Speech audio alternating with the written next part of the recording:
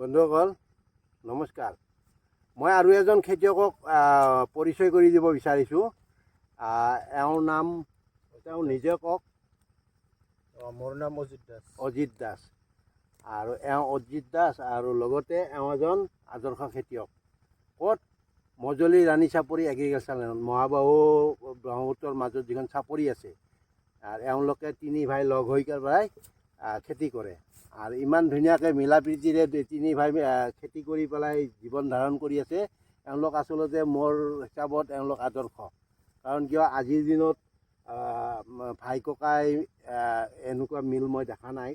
মই যিটো দেখিছোঁ, সৰুৰ পৰাই দেখিছোঁ, এওঁলোকৰ যথেষ্ট মিল আছে আৰু একেলগে মিলি পেলাই তেওঁলোকে খেতি কৰে। আৰু এনেকুৱা ধুনীয়া খেতি কৰিছে, যেনে ধৰক এয়া হ'ল ধনিয়া পাতৰ খেতি। তেওঁলোকে খেতি কৰি ৰেডি কৰিছে আৰু বজাৰত দিয়াৰ কাৰণে আৰু বিভিন্ন কৰ্মচাৰী লগাই তেওঁলোকে কাম কৰি আছে, জীৱিকা নিৰ্বাহ কৰি আছে।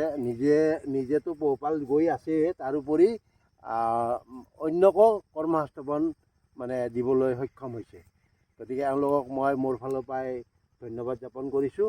আৰু এওঁলোকৰ কি কি খেতি আছে মই দেখুৱাৰ কাৰণে চেষ্টা কৰিম। এয়া প্ৰথমতে মই ধনিয়া দেখাইছোঁ।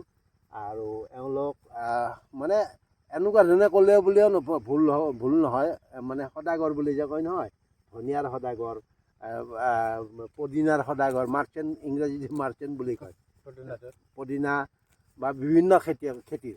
গতিকে মই খেতি দেখুৱাবৰ কাৰণে চেষ্টা কৰিম। এয়া চাওকচোন, ভিতৰত আছে। এয়া চাওকচোন,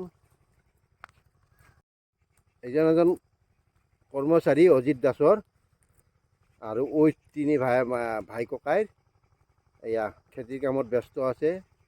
এইবিলাক হ'ল ধনিয়া, আৰু অলপ আগত বিভিন্ন ধৰণৰ খেতি লগাইছে।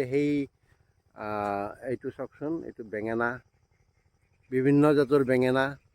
তাৰপিছত তামোলৰ গছ, আৰু মিঠিও আছে নহয় জানো? মিঠিও কৰিছে। এইবিলাক মিঠি পৰ্যায়ক্ৰমে বিক্ৰী কৰিবৰ হ'ব শাক হিচাপে।